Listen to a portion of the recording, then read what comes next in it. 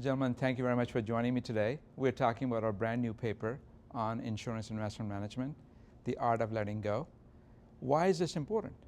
So it's important because companies today are facing a lot of challenges and threats are coming at them from a compliance and from a competitive standpoint that they haven't faced in their history. It's becoming increasingly difficult for companies to be able to address these on their own without help and without a partner in the industry that's going to allow them to be able to navigate some of the challenges that are coming at them. As you pointed out, the insurance industry is increasingly more and more complex. We're in a low interest rate environment. They are moving more into exotic and alternatives. A lot of their infrastructure left something to be desired to be able to handle that. So they have to go outside, or they have to spend a lot of money to build new infrastructure. The more they are able to partner with a service provider to transform their organization, build a new type of system to address the current asset mix that they have today and will have tomorrow, that works very, very well. But Steve and Josh, we have talked to many CFOs, chief investment officers, over the last couple of years. And intellectually, academically, they get it. It appeals to them, the idea of outsourcing some of their middle and back office operations.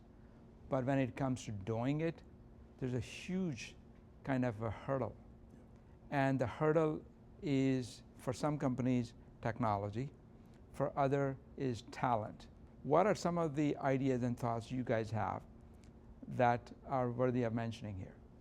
One of the things we talk about is the fact that these are not easy initiatives to look at your business honestly and really understand your core competencies, potentially shortfalls, and the process and the path to being able to take and lift out functions and work with third-party service providers and asset servicers is a challenge, and it requires due diligence. It requires folks who really understand these processes and the technology and the relationship that's going to be the business as usual environment in the future. Yeah. So perhaps you can elaborate on what kind of business case elements some of our clients should consider. We tend to utilize this multidisciplinary way of looking at the business, and it flows back to what are you trying to do? And in looking at it, you need to be able to say, what does this do to risk? What does this do to my cost? What does this do to human capital? Can I offer new services? Can I gain new market share? Am I a better acquirer of other companies, or am I a better candidate for acquisition because of these decisions? What are the risks? What are the factors that will influence it? And it results in a very different approach to the relationship. And what it is particularly useful in is it instruments the whole transaction.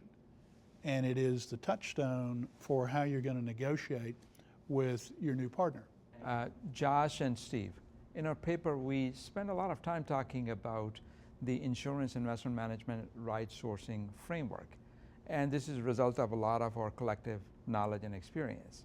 And perhaps, Josh, you can speak to the key elements of that framework.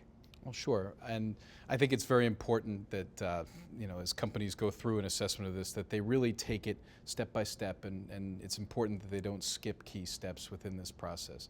So, the first part of this is really trying to get an understanding of what are their key business drivers and who are some of the vendors and servicers out there in the industry to help them address this.